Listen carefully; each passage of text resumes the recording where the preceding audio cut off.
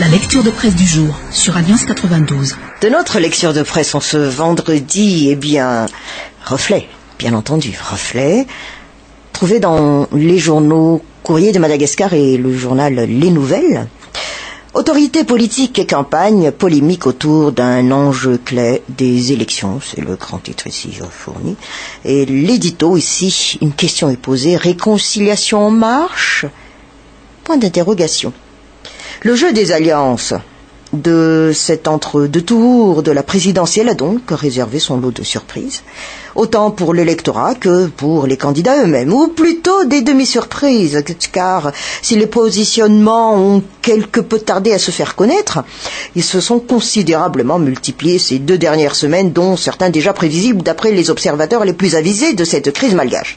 Bon, nous dit ici Reflet, il n'aura sans doute pas fallu un remue-ménage poussé à l'extrême pour parvenir à de telles conclusions, puisque certains candidats, on parle ici des malheureux, mais pas autant que cela finalement, puisqu'ils ont bien eu le choix des arguments grâce aux voix qu'ils ont recueillies lors du premier tour de la présidentielle.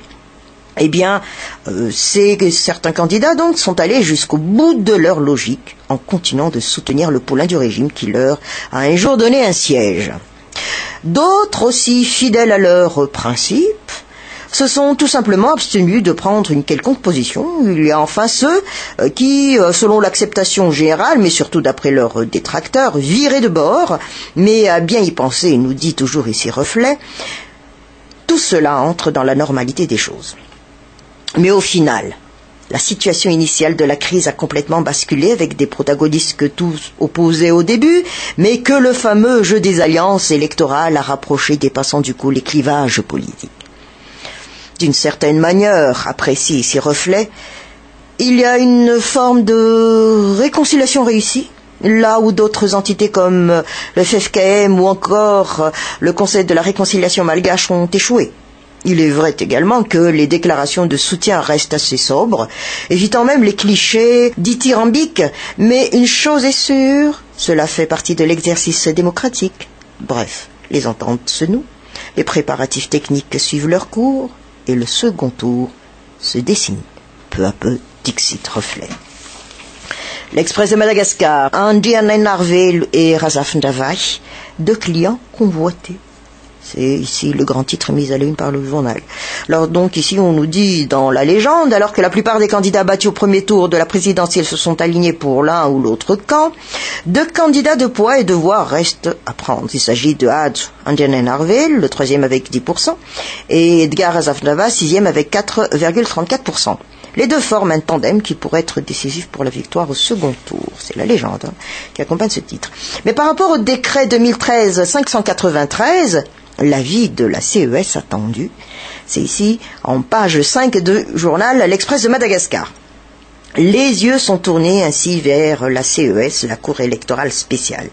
Cette dernière a été saisie donc par la Commission électorale indépendante pour la transition, la CENIT, pour statuer sur une requête de la mouvance Ravalman qui attaque le décret 2013-593, modifiant l'article 2 du décret d'application du Code électoral. Ce nouveau texte, adopté le 6 août 2013, autorise les chefs d'institutions, comme c'est le cas d'Andraduel, dimanche à Tsonzumbe, à assister à un meeting électoral. Et selon une source proche de la CES, cette institution va effectivement devoir statuer sur cette requête de la mouvance Ravalman transmise par la CENIT. Mais ses membres sont pour l'instant en mission d'évaluation en province et ne seront de retour qu'à partir de la semaine prochaine, nous fait part cet article de l'Express de Madagascar. Le Conseil d'État s'est déjà prononcé par rapport à une requête de sursis, exécution et d'annulation du KMF-CNOE par rapport à ce décret, rappelons-le. Il l'a rejeté mercredi pour cause de prescription. D'autres requêtes ayant le même contenu ont également été déposées au niveau de cette instance et devront être examinées donc aujourd'hui. Le journal Les Nouvelles, d'après Harry-Laurent Radasson, Reporters sans frontières, divague. C'est le grand titre ici fourni par rapport à la légende qui accompagne ce titre. Harry-Laurent Radasson réplique, et hier donc à son bureau, en marge de la signature d'une convention avec la société Star Times Media Sarl, le ministre de la Communication a saisi cette occasion donc pour répondre aux observations de Reporters sans frontières sur l'attribution des temps d'antenne aux différents candidats. C'était lors du premier tour. Mais l'humeur ici du journal Les Nouvelles en ce vendredi nous met en titre « Au nom du décret ». Une présence physique, même statique, n'est jamais neutre dans le domaine de la politique, notamment sur le devant de la scène d'une campagne électorale. Au contraire, cela renferme un sens non dit et du style « vous m'avez vu » qui au fond a pour l'objectif d'influer les gens et de prouver d'une manière manifeste que je suis impartial sans pour autant l'être. Le Conseil d'État a rejeté la demande en annulation du décret déposé par le KMF Knoé, stipulant que les autorités politiques et les chefs d'institution peuvent assister aux manifestations de campagne électorale. Voilà le sujet. Question alors posée ici par l'éditorialiste du journal Les Nouvelles. Peut-on qualifier cela de vice de forme en faisant référence au code électoral qui contredit état d'âme les quelques lignes de ce décret de la discorde? Son article 45 est tout à fait clair et prévoit même des poursuites judiciaires en cas de flagrant délit. Il est interdit à tout fonctionnaire non candidat, d'autorité civile ou militaire, à toute autorité religieuse de faire de la propagande en vue de voter pour une option ou un candidat ou liste de candidats sous peine de sanctions pénales et disciplinaires. Une autre question ici posée par l'éditorialiste du journal Les Nouvelles.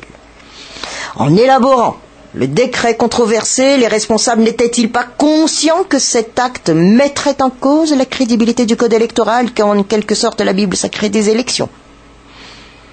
Être au-dessus de la loi, par voie de décret, est un grand privilège en cette période électorale. Et puis, il faut reconnaître que la neutralité naïve est l'ennemi de la victoire. Tous les moyens sont bons, même s'il faut surpasser la barrière du texte pour franchir une étape interdite, mais menant vers la réussite. À maintes reprises, argumente encore ici l'éditorialiste à travers son titre au nom du décret. Les responsables ne cessent de marteler le respect de la loi et de menacer de prendre des mesures dans le dessein d'offrir aux électeurs des élections justes et transparentes. Apparemment, nous dit encore ici le journal Les Nouvelles à travers son éditorialiste, ce rappel à l'ordre et ces avertissements sont destinés aux autres classés dans le camp adverse, car au nom du décret et non du code électoral, les autorités politiques et les chefs d'institution peuvent soutenir leurs candidats d'une façon neutre. Quel paradoxe qui bafoue en un mot le principe d'impartialité, nous dit ici tout simplement l'éditorialiste du journal Les Nouvelles. Tous les hommes de loi sont unanimes, le décret ne pourra jamais, et ce en aucun cas, être au-dessus de la loi, à savoir le code électoral. Mais la réalité est tout autre, et pousse parfois certains à ironiser comme quoi n'est-il pas mieux d'élaborer la constitution de la 4e République par voie de décret. Bon, bien dit. Le journal La Vérité, en grand titre. Robinson sur la TVM, arrogant et belliqueux comme Ravalman. C'est le titre ici donné par le journal. Mais voyons plutôt du côté de l'enseignement. Plutôt des enseignants. Valorisation des enseignants. Les maîtres frament bientôt sous contrat de travail, nous titre-t-on ici en page 7. Le CST, Conseil supérieur de la transition, donne son aval. Tous les enseignants, suppléants, vacataires, frames subventionnés ou non subventionnés seront appelés communément éducateurs, enseignants et formateurs non fonctionnaires. Et ceci, suite à la validation de 2 propositions de loi le 3 décembre dernier.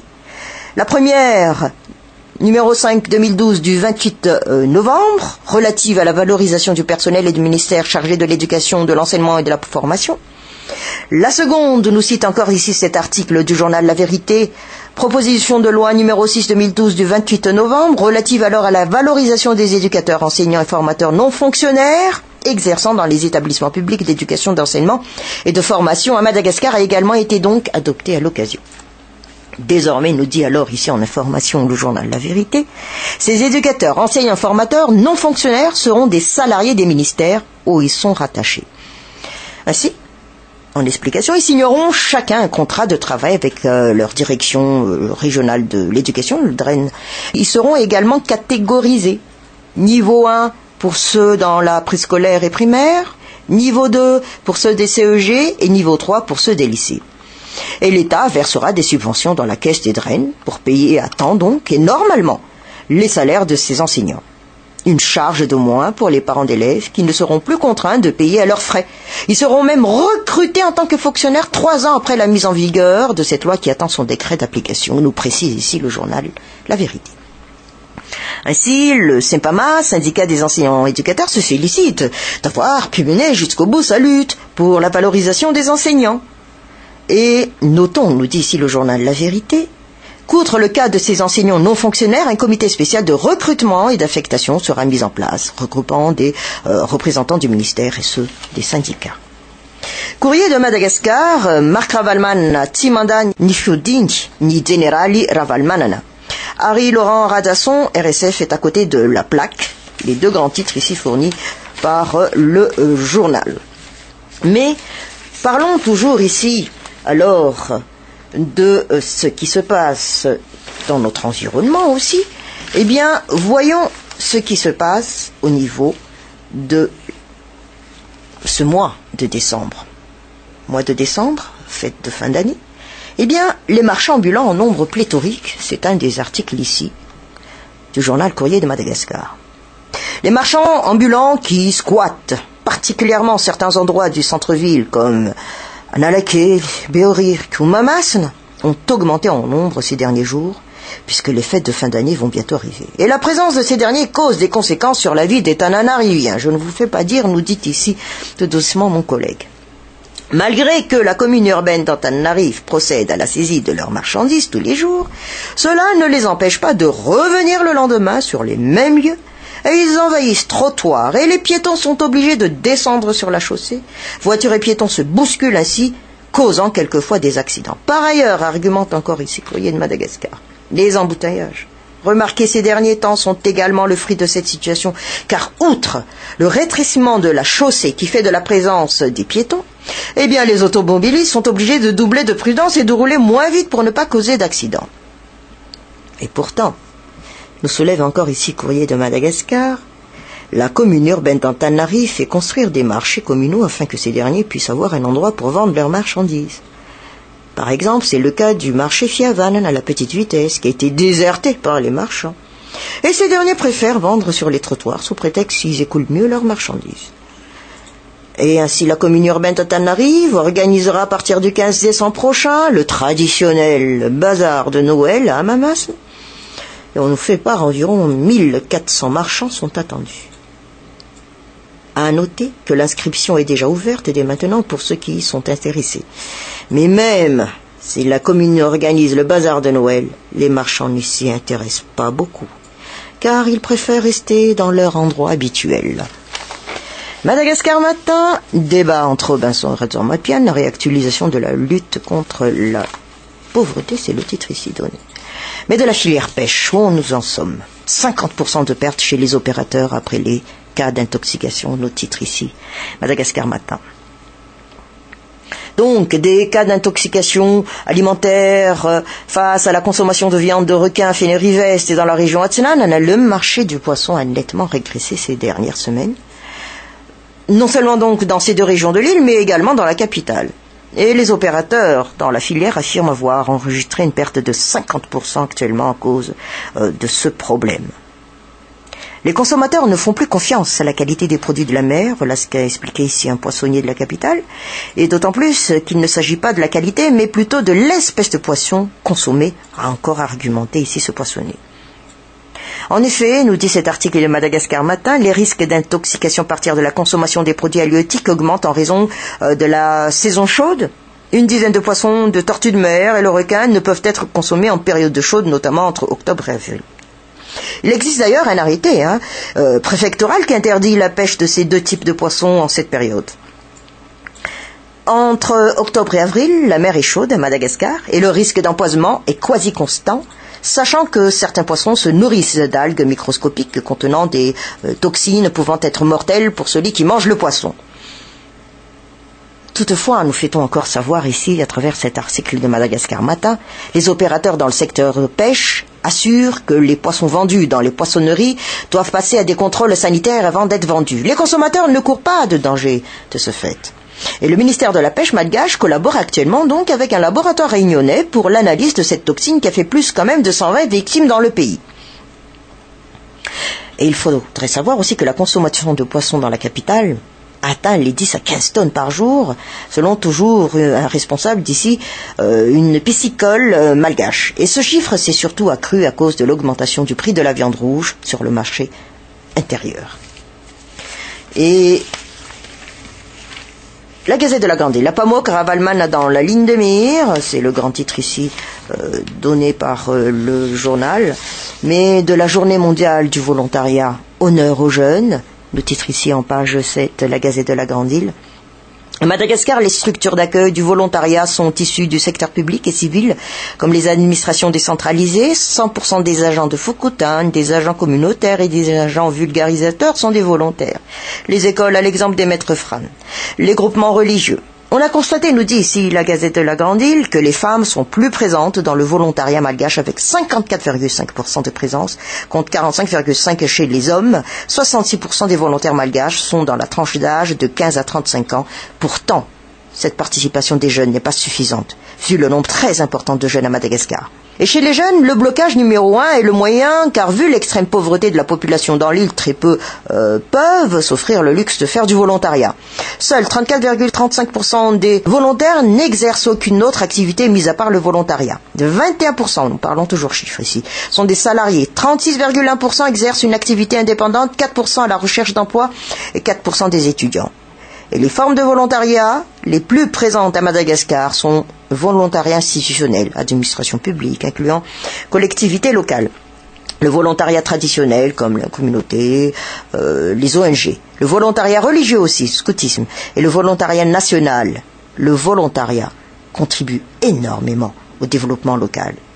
Nous devrions, nous dit ici la Gazette de la Grande Île dans sa conclusion, mettre en place une politique de volontarisme afin que les jeunes puissent s'approprier de la pratique et que le volontariat puisse être un tremplin pour le développement du pays.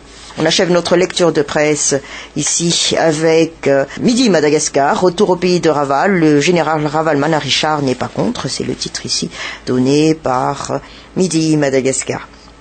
Mais par rapport aux jeunes, études en Chine, un appel au secours des étudiants, nous titre-t-on page 6 de Midi Madagascar, presque 2 ans sans solution. Les étudiants boursiers du gouvernement malgache en Chine appellent maintenant au secours. D'après le communiqué qui est parvenu donc à Midi Madagascar hier, la situation s'aggrave, nous dit cette lettre, c'est la lutte pour la survie, à l'exception de China University of Geosciences Yuan, dans laquelle une centaine d'étudiants boursiers de l'État malgache viennent d'avoir des faveurs particulières. Toutes les universités au sein desquelles nous faisons nos études nous mettent maintenant sous pression, voilà ce qu'affirmaient donc les interlocuteurs ici. Et du coup, nous dit cet article de Midi Madagascar, l'on affirme que les universités chinoises se sont accordées à appliquer finalement les sanctions si jusqu'au 31 décembre, la situation ne s'arrange pas. Ainsi donc, d'après toujours ce communiqué, donc, il y en a qui risquent de recevoir des lettres de renvoi si les dettes, c'est-à-dire frais de scolarité, loyer, etc., ne seront pas réglées aussitôt. D'autres ont été aussi menacés d'une annulation de crédit, révocation des efforts effectués, et certains peuvent dire bye-bye à leur prolongation de visa.